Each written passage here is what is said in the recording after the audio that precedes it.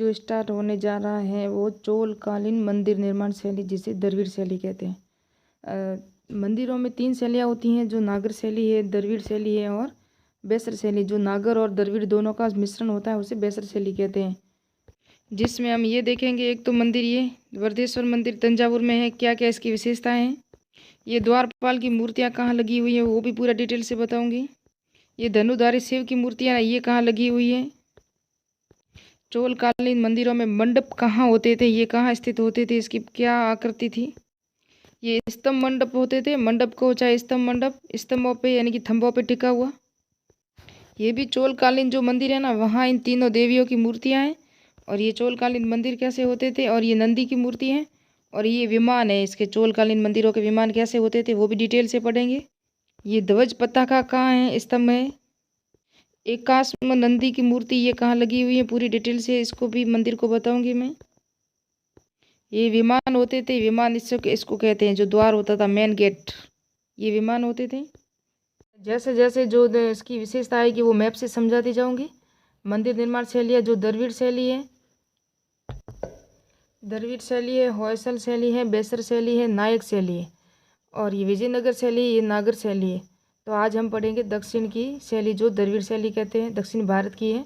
इसके अंदर चोल, पल्लव और पांड्य 3 शासकों का इतिहास पढ़ेंगे। यहीं इसका विकास हुआ था। और पल्लव शासनकाल है ना, ये वेरी इंपॉर्टेंट है, इसका पूरा डिटेल से बताऊंगी। और चोल कालीन, पल्लव काल की जो 4 शैली आती पल्लव कालीन की, एक तो महेंद्र शैली, नरसिंह शैली, राजसिंह शैली, नंदीवर्मन शैली, वेरी इंपॉर्टेंट है।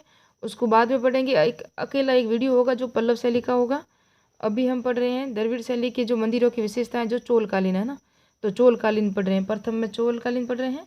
ये चोलकालीन मंदिर शैली है ना, द्रविड़ शैली के 3 भाग है, चोल, पांड्य, पल्लव और पांड्य। तो यहाँ से स्टार्ट करते हैं। यह बड़े प्रांगण में निर्मित होते थे। प्रांगण क्या होता था, ये मंदिरों का निर्माण एक चबूतरे पर होता था। चबूतरा वर्गाकार होता था और प्रशस्त पत्थर व बेसाल्ट ग्रेनाइट से बने होते थे, ग्रेनाइट से। तो इसका मैप से अभी समझाऊंगी मैं आपको, पूरा का पूरा डिटेल से इस मंदिर को दिखाऊंगी कि कैसे चबूतरे पे निर्माण होता था, कैसे होता था। लेकिन पहले आप अगर वीडियो और नोट्स देख लोगे तो फिर आराम से समझ में आएगा। और फिर अर्ध स्तंभ पर अर्ध मंडप होते थे। मैंने बताया आपको, अर्ध स्तंभ पे अर्ध मंडप, वो बाद में अभी मैप से समझाऊंगी वो भी। इसकी विशेषताएं बता रही हूँ। विमान युक्त और विमान अर्ध गोलाकार होता था, न तो पूरा गोलाकार होता था न ही पूरा अर्ध की वर्ताकार होता था, कहते हैं उसे। और वर्ताकार नहीं, त्रिभुजाकार होता था, ऐसे इस तरह से अर्धगोलाकार होता था। यह कलश के स्थान पर स्तूपिका का प्रयोग हुआ था। किसका हुआ था, स्तूपिका, जो जहाँ बौद्ध धर्म में हमने स्तूप पढ़े थे ना, उस तरह से। गर्भगृह में दीवारों पर राजाओं की प्रतिमाएं अंकित हैं। किसके अंदर है, इन मंदिरों के अंदर। जो चोलकालीन मंदिर थे ना, वहाँ राजाओं की प्रतिमाओं का अंकित किया गया। क्यों किया गया, पूरा डिटेल से समझाऊंगी। नोट्स मैंने 1 पेज के ही बनाए, 1 पेज वो था और एक ये पेज है, बस यहाँ तक पूरा 1 पेज पूरा हो जाएगा। और यहाँ से कल हम पढ़ेंगे ना वो मामला, पल्लव कालीन द्रविड़ शैली पढ़ेंगे। पल्लव काल में द्रविड़ शैली का क्या विकास हुआ था। आज हम चोलकालीन पढ़ रहे हैं। और यहाँ से ये मंदिर पढ़ेंगे, कोरंगनाथ का मंदिर पढ़ेंगे, राजा राजेश्वर मंदिर पढ़ेंगे और वरदेश्वर मंदिर पढ़ेंगे, पूरी डिटेल से इन तीनों को। तो अभी स्टार्ट करते हैं थोड़ा सा और फिर पढ़ लेते हैं। नोट्स पढ़ने के बाद हमें आराम से समझ में आएगा कि राजराज प्रथम और राजेंद्र प्रथम थे ना, उन मंडप होता था ना, मंडप की जो दीवारें होती थी ना, गर्भ की दीवारें, वहाँ उनकी राजाओं की प्रतिमाओं को अंकित किया हुआ है। कहाँ, जो ये मंदिर थे चोलकालीन। और उनकी उपलब्धियों का भी वर्णन है, जो उन्होंने जो कार्य किए थे उनका भी वर्णन मिलता है। और उपलब्धियाँ जनता द्वारा जनता तक पहुँचाना और राजाओं को देवतुल्य मानना ही इसकी कुछ, हम इसको प्रमाण मान सकते हैं कि इन्होंने वहाँ क्यों उकेरी थी। क्योंकि जो मंदिर और दीवार पे, क्योंकि वो सांस्कृतिक और सामाजिक केंद्र भी हुआ करते थे। प्राचीन द्रविड़ शैली के मंदिर जो चोलकालीन होते थे, दक्षिण भारत में होते थे, वो सामाजिक और सांस्कृतिक का केंद्र भी होते थे। तो अभी डिटेल से बताऊंगी मैं आपको कि कैसे होते थे। गर्भगृह में प्रवेश द्वार पर द्वारपाल, मिथुन और यक्ष की मूर्तियाँ भी होती थी। ये मैं अभी द्वारपाल की मूर्ति आपको दिखाऊंगी। और यह मंदिर प्रचार का माध्यम, मंदिरों को प्रचार का माध्यम मानते थे। जिस तरह राजा अपने कार्यों का, जितनी उपलब्धियों का वर्णन मंदिरों की दीवारों पर करते थे ना, तो वहाँ लोग आते थे। वहाँ जो सांस्कृतिक प्रोग्राम होते थे, सामाजिक प्रोग्राम होते थे, धार्मिक प्रोग्राम होते थे, तब वो लोग वहाँ आते थे और उनको वहाँ पढ़ते थे।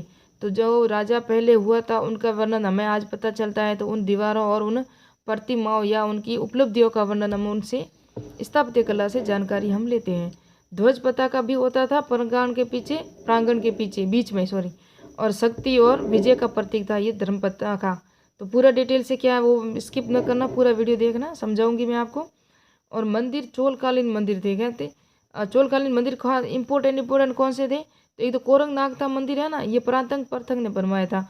और चोलकालीन मंदिर सबसे प्राचीन मंदिर भी यही है, कोरंगनाथ का मंदिर। इसमें तीनों जो मैंने बताई अभी आपको, जो मूर्तियाँ हैं सरस्वती लक्ष्मी वगैरह की, वो डिटेल से बताऊंगी। चनापल्ली में है ये स्थित, सबसे प्राचीन मंदिर था ये। फिर है राजेश्वर मंदिर जो तंजौर में है, और ये ग्रेनाइट के पत्थरों से बना हुआ है, और राजराज प्रथम ने इसको बनाया था। इसमें सबसे बड़ा प्रांगण, सबसे बड़ा विमान है इस मंदिर में, इसलिए ये वेरी इंपॉर्टेंट है, सब कुछ इसी में ही है। और ये 13 मंजिला है, 60 मीटर ये ऊंचा है। कौन सा? राजेश्वर मंदिर है। और पिरामिड के आकार का है, इसमें धनुधारी शिव की कांस्य प्रतिमा एवं एकाश्म नंदी की मूर्ति लगी हुई है। किसके अंदर है? राजा राजेश्वर मंदिर में। फिर है वर्देश्वर मंदिर है, जिसका निर्माण राजेंद्र प्रथम ने करवाया था, कावेरी के तट पर गंगेकोंडचोलपुरम में। ये गंगेकोंडचोलपुरम था ना, उसके तट पर, कावेरी के तट पर गंगेकोंडचोलपुरम में किसने गांव भी बसाया था? किसने? राजेंद्र प्रथम ने। और ये उपाधि भी धारण की थी जब गंगा विजय की थी। अगर चोलकालीन शासक पढ़ने हैं तो वापस मैं आपको वीडियो दूंगी मैं। कावेरी के तट पर था, इसका विमान 8 मंजिला था, जबकि जो हमने पढ़ा राजा राजेश्वर मंदिर है ना, उसका विमान है ना वो 13 मंजिला था। कितना था? 13 मंजिला था। और इसमें सर्वाधिक मंदिर ये जो चोलकालीन थे वो सब शिव के ही थे। और इसके 2 चरण में विकास हुआ था। चोलकालीन जो मंदिरों का विकास हुआ था ना, सर्वाधिक 2 या 3 चरणों में हुआ था, लेकिन 2 चरणों में इम्पोर्टेंट है। एक तो 850 से 907 था, द्वितीय चरण 907 से 1044, फिर 1044 से 1279 तक था। ये पूरा पीरियड था। अब हम पढ़ रहे हैं ना द्रविड़ शैली की विशेषताएं। तो द्रविड़ शैली के मंदिर कहाँ होते थे ये? तो ये होते थे दक्षिण भारत में होते थे। कहाँ होते थे? दक्षिण भारत में होते थे। और द्रविड़ शैली यहाँ होती थी, मध्य भारत में बेसर शैली, और उत्तरी भारत में नागर शैलियाँ होती थी। तो आज हम द्रविड़ शैली की जो विशेषताएं बता रहे हैं ना, वो बता रही हूँ। नोट्स तो बता दिए, अभी मैप से समझाऊंगी। तो दक्षिण भारत शैली में बड़ा सा प्रांगण लेते थे, पहले बड़े बड़े प्रांगणों में बनते थे, और उसी के अंदर सब शामिल होता था। और इसको क्या कहते थे? प्रांगण कहते थे। मैंने लिखा है, ये प्रांगण कहते थे इनको। और अब आगे देखते हैं मंदिर कहाँ स्थापित होता था, सभा का मंडप कहाँ होता था। इसी प्रांगण में एक चबूतरे का निर्माण किया जाता था।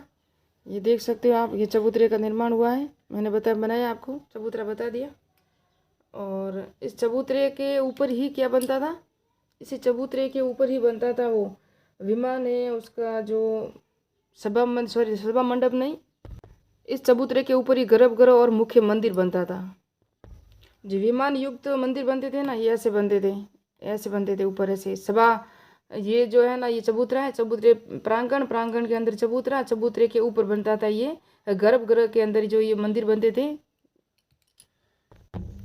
ये जो चबूतरा बना, उस चबूतरे पे तो बन गया, मैंने कहा मंदिर बना जो गर्भगृह में बना। उसके बाद उसी के सामने एक सभा कक्ष होता था। सभा कक्ष के जस्ट आजू बाजू होते थे ना, वो क्या होते थे? अर्ध स्तंभ वाले मंडप होते थे, अर्ध स्तंभ वाले। उसकी सबकी मैप मैं बताऊंगी, लेकिन मैं अभी मैप बना के आपको समझा रही हूँ आराम से कि बड़ा सा प्रांगण क्यों होता था। और जो ये सभागृह होते थे ना, सभागृह के जस्ट सामने जो चबूतरा, उस पर जो ये गर्भगृह होते थे ना, ये गर्भगृह की जो दीवारें है ना, इन दीवारों पे राजाओं के चित्र अंकित थे, और उन चित्रों पे उसकी उपलब्धियों का भी वर्णन होता था। तो इससे हम ये पता लगा सकते हैं, मैंने कहा कि ये है ना, ये क्या है? गर्भगृह है। गर्भगृह के जस्ट सामने जो द्वार पे कौन होती थी? मूर्तियाँ लगी हुई थी, द्वारपाल की मूर्तियाँ थी, जिसकी मूर्तियाँ जो मैंने आपको बताया था अभी मैप में, मिथुन की मूर्तियाँ थी, यक्ष की मूर्तियाँ थी। ये कहाँ लिखी हुई थी? यहाँ गर्भगृह के द्वारपाल पे लिखी हुई स्थित थी। और उसके बाद जो ये विमान युक्त मंदिर है ना, इस पर सारे के सारे जो मूर्तियाँ हैं और उसकी उपलब्धियों का वर्णन है, और ये राजा की मूर्तियों का वर्णन है यहाँ पे, इसकी जो गर्भगृह की दीवार है वहाँ। और ये विमान युक्त मंदिर है। और अगर आप देखोगे तो ये द्वारपाल की बताती है, ये चबूतरे पे निर्माण है, ये चबूतरा ऊपर है। और उसके नीचे जाएंगे ना, जब ये छोटे छोटे मंदिर बने मिलेंगे आपको, ये उप मंदिर मिलेंगे यहाँ। जिस तरह आप उत्तर भारत में जाओगे तो ये जो होता है ना, क्या होता है? गर्भगृह। उस गर्भ के चारों ओर ही मिलते हैं, छोटे छोटे मंदिर में मिलते हैं ना, गर्भगृह के चारों ओर ही, जहाँ हम परिक्रमा करते हैं, प्रदक्षिणा पथ होता है, तो वहीं हमको सारे मंदिर छोटे छोटे मिलते हैं। तो ये सामंती व्यवस्था का प्रतीक है। लेकिन जब हम दक्षिण भारत में द्रविड़ शैली में आएंगे ना, तब ये चबूतरे पे अलग मंदिर होगा, और यहाँ जो प्रांगण होगा ना बड़ा सा, उस प्रांगण के अंदर ही छोटे छोटे मंदिर होंगे, जो आप उससे नीचे आ गए उसके बाद आप उससे दर्शन कर पाओगे।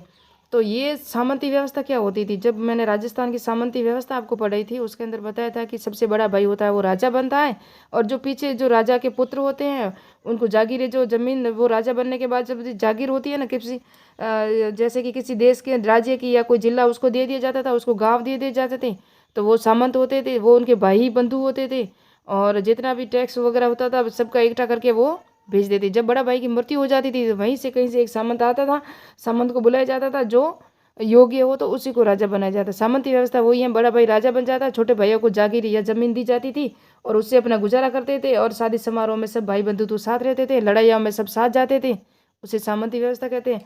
तो यहाँ भी एक मंदिर होगा जिस देवता या देवी का उसी के ये परिवार या रिश्तेदार ही होंगे जिसका मंदिर ये होता है। जिस तरह उत्तर भारत में आसपास के ही मंदिर बनते हैं ना, यहाँ जिस देवता का मंदिर है उस देवता के जो चाहने वाले हैं या उसके शिष्य वगैरह जिनका पास में ही बनता था, यहाँ थोड़ा सा दूर बनता है, लेकिन ये सामंती व्यवस्था का प्रतीक है। क्योंकि बड़ा भाई होता है वो बड़ा मंदिर है, उसके बाद छोटे छोटे भैया को सबको ये मंदिर, रिश्तेदारों को मंदिर है ना इसी तरह पूजा जाता है, या उसका इससे सहयोगी होगा या उसका शिष्य होगा, इसी तरह से। दक्षिण भारत के मंदिरों की विशेषता ये, प्रांगण के अंदर क्या होता था, जलाशय होता था, ये देख सकते हो जलाशय है। तो जलाशय की विशेषता देखा दी आपको मैंने, जो उप मंदिर थे वो बता दिए। सभा कक्ष अभी मैं आपको पूरा मैप से भी बताऊंगी, उसके चित्र भी बताऊंगी, पूरी डिटेल से समझाऊंगी भी। उसके बाद हम देखेंगे ना, ये दक्षिण भारत की विशेषताओं में गोपुरम भी आता है, जो पांड्य शैली होगी जिसके अंदर आएगा, लेकिन ये चोल शैली में नहीं है, लेकिन द्रविड़ शैली में गोपुरम की विशेषता है। जो मेन गेट होता था ना वहाँ बड़े बड़े गोपुरम बनाए जाते थे, और सबसे बड़े बड़े गोपुरम कौन कौन से हैं, मीनाक्षी मंदिर का है ना वो सबसे बड़ा गोपुरम है। तो वो सब मैप से बताऊंगी और मैं चित्र भी बताऊंगी। अभी आपको चित्र बताऊंगी, सिर्फ इतना समझाना था कि बड़े मंदिर क्या है, विमान क्या है, चबूतरा क्या है, अभी डिटेल से बताऊंगी। और ये द्रविड़ शैली थी। जो ये विमान वाले मंदिर है ना वो देख सकते हो आप, ये सारे विमान वाले मंदिर है ना ये है। तो अभी भी समझाया आपको पूरा डिटेल से, आप देख सकते हो। गर्भगृह कहाँ है, गर्भगृह कहाँ है, और ये शिखर ये है ना, ये देखा शिखर है, लेकिन ये स्तूप कहते हैं, इसको स्तूप आकार का कहते हैं। और उसके बाद हम देखेंगे तो ये है ना, ये गर्भगृह है, और ये गोपुरम है। देखो मेन गेट का यहाँ से अंदर होगा, इस दाखिल होंगे, यहाँ मंडप ये बता दिया मैंने, ये विमान युक्त मंदिर है, ये पूरा ये गर्भगृह में है, और ये गर्भगृह लिखा हुआ देख सकते हो। मैंने जब मैप बताया ना तो उसके अंदर मैंने आपको ध्वज पताका या ध्वज स्तंभ नहीं बताया, क्योंकि ध्वज स्तंभ शायद मैं भूल गई हूँ, मैप में अभी समझाया आपको। तो ये ध्वज स्तंभ है ना, इसको देख सकते हो, ये पूरा का पूरा ध्वज स्तंभ है। और ये राजा गोपुर में जो राजा का होता था सबसे बड़ा, ये गौर गर्भगृह ये रहा। और ये माँ सभा मंडप आप देख सकते हो। वापस ये छोटे छोटे मंदिर मैंने बताया था आपको, छोटे छोटे मंदिर है ना, ये छोटे मंदिर अर्ध स्तंभ वाला, ये अर्ध स्तंभ मंडप है। कौन सा है ये अर्ध स्तंभ, ये जो है ना ये अर्ध स्तंभ मंडप है। और ये पवित्र स्थान होता था सबसे बड़ा। ये वर्देश्वर का तंजावुर मंदिर है, आप देख सकते हो, यहाँ स्तूप लगा हुआ ऊपर, आपको बताया था मैंने मैप में, और यहाँ नोट्स में भी शायद लिखवाया है। और ये सभा मंडप आप सामने ही देख सकते हो, और मंडप है ये, और ये पूरी डिटेल से है। ये वर्देश्वर मंदिर है जो तंजावुर में बनाया हुआ है। और ये राजेंद्र प्रथम ने बनाया था। किसने, राजेंद्र प्रथम चोल शासक ने बनाया था। मैंने बताया था कि गर्भगृह के सामने ही द्वारपाल की मूर्तियाँ लगी हुई है। तो ये द्वारपाल की मूर्तियाँ नहीं, ये गर्भगृह के सामने है। जो मैंने बताया था किसकी मूर्ति है, यक्ष की मूर्ति है, और द्वारपाल, मिथुन, इन सब की मूर्तियाँ लगी हुई है गर्भगृह के सामने। जबकि गर्भगृह की जो दीवार है ना उसके ऊपर राजाओं के जो मूर्तियाँ हैं और राजाओं की उपलब्धियों का वर्णन है गर्भगृह की, है ना। मैंने बताया था कि सबसे बड़ा प्राचीन कोरंगनाथ मंदिर है, उसके अंदर ये दुर्गा, लक्ष्मी और सरस्वती की मूर्तियाँ लगी हुई हैं। जो बंदरों ने उसको अपवित्र कर दिया था, वर्तमान में ये बंद है, इसलिए उसको बंद किया हुआ है। दूर से देखने पर ऐसे नजर आते हैं ये गोपुरम और मंदिर शिखर युक्त। तो ये है ना, ये पांड्यकालीन व्यवस्था है जिसे कहते हैं गोपुरम व्यवस्था। और ये चोलकालीन व्यवस्था है जिसे कहते हैं शिखर युक्त या विमान युक्त मंदिर। और विमान युक्त मंदिर भी कहते हैं उसको। और उस पर स्तूप लगा हुआ, स्तूप के आकार का जो है ना, ये आप देख सकते हो।